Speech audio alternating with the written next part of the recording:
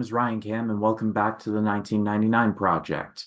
And I got to start off with a little bit of an apology because I forgot to review a movie last week. Specifically, what happened was that forgot I forgot to watch one.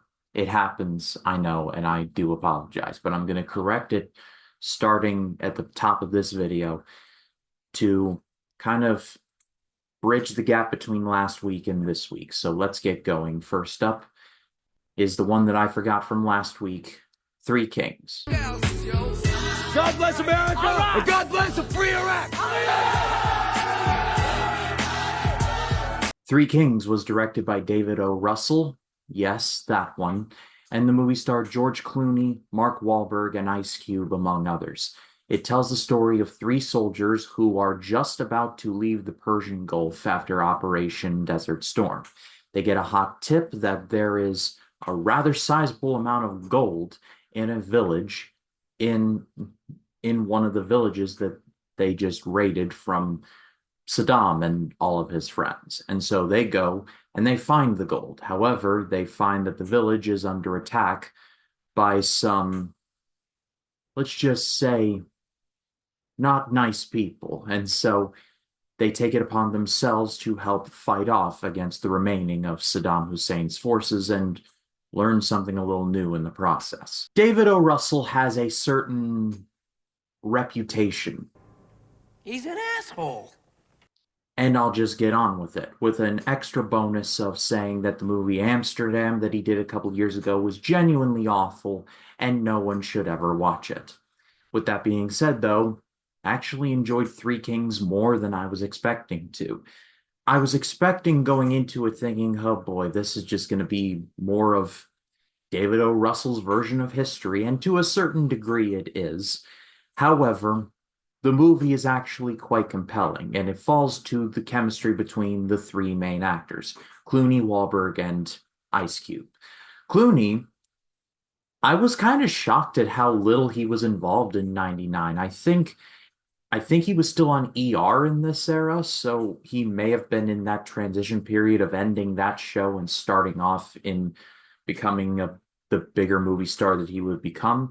I know Ocean's 11 came out around this same time, so I feel like this was like his beginning. Regardless, he's good. Mark Wahlberg is suitably good here, and Ice Cube is surprisingly good here as well. The three start off as, okay, we're going to get in, we're going to get this gold, make a little money off of it, and we're going to get out. But it's not like a sudden, like, oh, these people are in danger, we're just going to switch our ethics entirely. There's a moment where they have to weigh out, like, okay, we came here for a purpose and we're almost out of here. Do we really want to risk our necks for people that we've never met? And they ultimately decide, yeah, that's exactly what they want to do. My main issue with the movie is some of the commentary and just how unsubtle some of it is. There is a scene, and you'll know when you see it, in which Mark Wahlberg's character is kidnapped by Saddam's army. One soldier in particular who just gives him this big old lecture about how evil America is and how they drop nothing but bombs. And there's also this weird analogy that he gives where he talks about Michael Jackson and how he changed his face from black to white because America forced Michael Jackson to do this. I sort of get what Russell was trying to go for, and I have no problem with him wanting to do a message like that. If he wants to talk about it, that is his right. But it just came out of nowhere, and when it's more subtle, it works. But when there's entire scenes where it's sandwiched in between the Michael Jackson references and the soldier literally shoving oil down Mark Wahlberg's throat just to add even more to the unsubtlety, it just took me out of the movie quite a bit. There's a good score here. There's some good action sequences. The acting is mostly solid. I'm going to give this a great rating. I had more fun with this than I personally anticipated. Seek this one out if you have not. But with last week now officially done, let's now get into this week. Starting off with a movie that was straight to, I guess, home media, VHS and DVD. but it's subject material that is very close to my heart. Scooby-Doo, specifically Scooby-Doo and the Witch's Ghost. Wrong? Where? It's the all-new, fully animated movie, Scooby-Doo and the Witch's Ghost. Scooby-Doo and the Witch's Ghost was directed by Jim Sternstrom and is the sort of kind of sequel to Scooby-Doo on Zombie Island. Both were released straight to home media, and they both involve Scooby-Doo and the Mystery Inc. gang. This time around, they meet what I'm going to assume is the Scooby-Doo's version of Stephen King. The movie takes place in the Northeast, wears glasses and writes about ghosts and stuff. If it's not a Stephen King homage, then it's an amazing coincidence. The Mystery Inc. gang investigates a mystery in the town of Oak Haven, Massachusetts, in which there is a witch and the witch does a lot of witchy things. I grew up watching Scooby-Doo, Where Are You on Boomerang. I love that show so much. The Minor 49er and that weird submarine guy gave me nightmares as a child. I love the two Scooby-Doo movies written by James Gunn. Yes, Raja Gosnell directed them, and I recognize that some of the comedy is not held up, but I love those movies regardless. Scooby-Doo is very precious to me, so I was going into this thinking Scooby-Doo, straight to DVD, this is probably not going to end well. And while the movie's not anything to write home about, it's not like Scooby-Doo, Where Are You in terms of quality, I still had a lot of fun with it. It helps that the Stephen King analog named Ben Ravenwood is voiced by Tim Curry. Yes, that Tim Curry. When you add Tim Curry to anything, it just makes your movie automatically better, and that goes double for this movie. He shines like a diamond here. This movie also served as the final voice performance of Daphne, Mary Kay Bergman. She would pass away shortly after this movie's release. Rest in peace. She did a great job here, as usual. Essentially, this is Scooby-Doo doing Scooby-Doo things. If that is your thing, you're going to love this movie. If you are not a fan, you're not going to like this movie.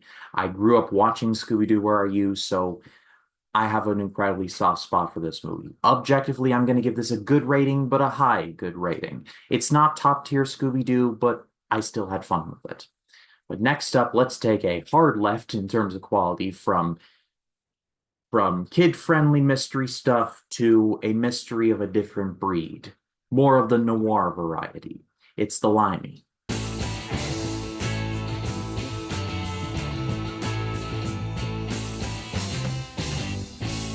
The Limey was directed by Steven Soderbergh.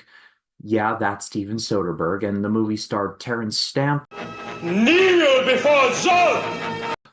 Luis Guzman, and Peter Fonda, among others. It tells the story of an ex-con, played by Terence Stamp, who travels from England to Los Angeles to investigate the death of his estranged daughter. Now, it is reported in the news that the daughter was killed in a car accident, but he does not believe it for a second, and so he probes around in some very scary-looking scary-looking affairs, all of which is controlled by Peter Fonda.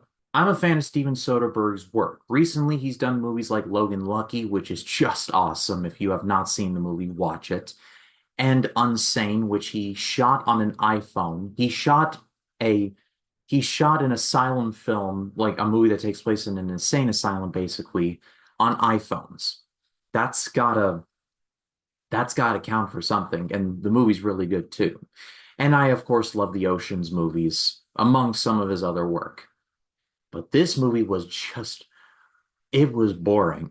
Seriously, though, the movie is 89 minutes long. It felt twice that. And it doesn't really help things that first of all, the movie is structured very weirdly in a sense that it starts off with Stamp on the plane, and then Stamp meeting Luis Guzman's character, then Stamp back on the plane, and then they're in a car together, then they're having a meal together. And the movie is structured in a sense where you see the story being told through this dialogue, but it's told in a Pulp Fiction style format where all the sequences of the film are chopped up and like tossed in not a random order, but an order in a sense that it's meant to be, I guess, different. Different doesn't always mean good, and I was able to follow it just fine, but just some of the tonal shifts or shifts in terms of the story just it took me for a loop. I sympathize with Terrence Stamp's character. He is someone who has had problems in his life. He has done some bad things, but he tried to make up with his daughter and tried to apologize and try and do better. He knows that he cannot, but he is going to try and solve her murder as a way of a sort of make good. I do understand that, but the execution is just not particularly interesting. There is one action scene at about the 20-25 minute mark, and then one near the bitter end. And they're both okay. Like one is you don't even see, you just see one guy running out of a warehouse and you see blood all over Terrence Stamp's character's face, and you're just like, would have been nice to have seen that. If this were an actual mystery that we were on like the road with Stamp's character, like watching with him, then I would have been fine with that. But it's so disjointed and it just feels very odd. And like I said, the movie's boring. There's a lot of scenes in which it's people talking in a car, talking over a meal, talking at a party. It got really old at a certain point. This movie is honestly pretty forgettable. There's a good cast here, there's a good story here, and there are some good moments, but those are all that is. Moments. It's not a horrible movie. It's well made, but just it's not particularly interesting. Let's take another hard left and talk about an 89-minute sort of noir mystery to a just over 2 hour romantic thriller mystery directed by the guy who did Tootsie. It's Random Hearts. Nobody knows who I am anymore. I know who you are. Random Hearts was directed by Sydney Pollack, the man who had directed Tootsie, The Firm, Out of Africa, among others. And the movie starred Harrison Ford and Kristen Scott Thomas. It tells the story of two people played by Ford and Thomas, one of whom is a police officer for the District of Columbia, Washington, D.C., and one of whom is a congresswoman, Kristen Scott Thomas's character. They both are drawn together through a mutual tragedy. The wife of Ford's character and the husband of Scott's character are on the same plane crash that kills both of them.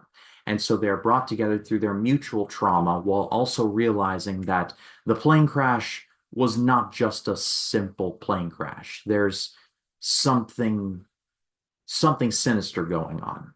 I saw the reviews for this movie on Letterboxd and other places as kind of lukewarm, not particularly great, but not particularly awful either.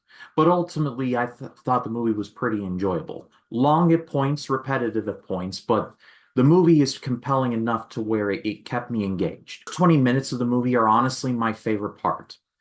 It's basically seeing Ford and Scott's characters going about their daily lives. Ford is working this case where he's trying to arrest and pin charges on this local crime lord played by Dennis Haysbert.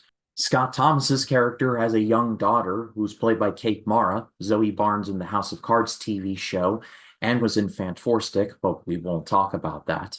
And they basically have a lot on their plate. And the two are like, probably shouldn't see each other. This is probably not going to end well for either of us, but it's just meant to be, it felt like. Kind of similar to the Limey, however, there's a lot of scenes in which people talk at a bar, talk at a political rally, talk just to talk. It just got really old after a while. And I was invested in the mystery, so it wasn't like okay, what are we doing here, guys? It wasn't like that. But at a certain point, I was just like, can y'all just get together? Please, it would save us a lot of time. Ultimately, though, I'm going to give this a good rating, a high good rating. I really did enjoy this one. It's not perfect. It does lag at times, but Ford is good. Scott Thomas is good. The cast is pretty good, too. Dennis Haysbert, Kate Mara, like I mentioned. Bonnie Hunt is in the movie, too. Steve Martin's wife from the Cheaper by the Dozen movies and Flo from the Cars movies. So there's that. There's a deep bench here, and Sydney Pollack was a very good director.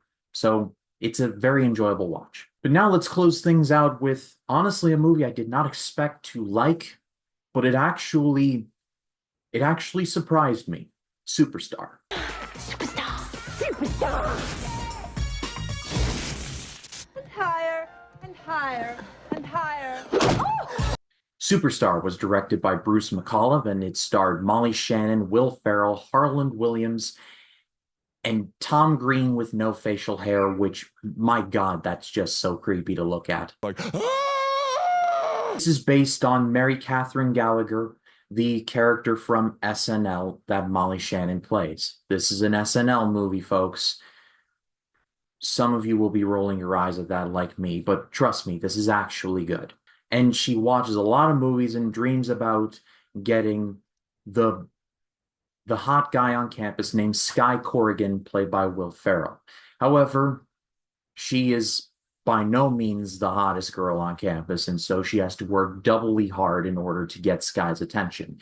She decides to go out for the talent show, which the winner of whom will become an extra in a Hollywood movie with positive moral values. They make doubly sure to drive that point home. If any of you have known me for a while, you will know that I'm not a huge fan of SNL. I'm not writing off the show entirely. All of Chris Farley's work is pretty funny, I will admit. And it gave us the Blues Brothers, one of my favorite comedies of all time. So, swings and roundabouts and all of that. But just the show has just never been my thing. It's just never really been that funny to me. And when SNL characters are translated into full-length movies, it's usually not really that great. I mean, it's Pat, anyone? I'm happy to report that Superstar, while far from perfect, actually made me laugh genuinely on more than one occasion. And I did not expect that, but that's how it was. Molly Shannon is actually the best part of the movie. I sort of relate to her in certain regards in this movie, and she does have some genuinely funny moments. Some jokes go too long, like at the very beginning of the movie, she does the whole Marilyn Manson 7-year itch thing where the subway air blows up her dress and she does like that. It's a pretty iconic image. She does that, and that is actually pretty funny, but then she does it several times throughout the movie, and it's the law of diminishing returns. Every time I'm just like, oh dear God, please don't do that again. There's a fight that she has with the villain of the movie. Her name is Evian. Yes, really, played by Elaine Hendricks, where I was like, congratulations, people. You just named your child after a bottle of water. And then Mary brings up the fact that she was named after a bottle of water. I popped for that, not gonna lie. And then they have this fight, which is just, it's actually pretty funny, and it made me laugh quite a bit. Will Ferrell is fine as Sky Corrigan. He's just fine. But really, the funniest part of the movie for me is Harland Williams, of all people. He plays a parody of the strong silent type, but the reason why that he is the strong and silent type is actually quite touching. One of my favorite scenes in the movie is a callback to the very first scene of the movie. I won't spoil it here, but it involves a swimming pool. You'll know it when you see it, and it's actually quite touching, and I did not expect that from Harland Williams of all people, but here we are. It being an SNL joint, there is plenty of things that are not that funny. There is one character who pretends to be either drunk or high, but is neither, with one character saying he's just too afraid to be actually drunk or high, which I hated that. I'm like, why would you just kill the joke like right then and there? It wasn't that funny to begin with. Well, why just explain it? I never understood that concept. And then weird babyface looking Tom Green just being Tom Green in his short bursts initially was like, okay, that's neat. But then when he just starts randomly yelling and pouring salad on top of himself, I'm just like, oh, this is the bad Tom Green showing up again. Give him a full-length movie or anything, that would just not work. But I'm going to give this movie a good rating. I did not expect to give this movie, of all movies, a good rating, but here we are. And the movie's funny in bursts, but it's funny. It genuinely made me laugh. And this movie is blatantly a comedy. Its goal is to make me laugh, and it made me laugh. There's some stuff that does not age well. A lot of the jokes go too long. SNL, of course. But ultimately, the movie did its job. But I ask all of you, what did you all think of the movies I've talked about? Let me know in the comments. I would love to read what you have to say. And looking forward to next week, Well, I'm going to be covering a pretty big movie for the 99 Project, one of the ones that is like one of the bigger ones of the year. I would mention its name, but that would be breaking the first rule.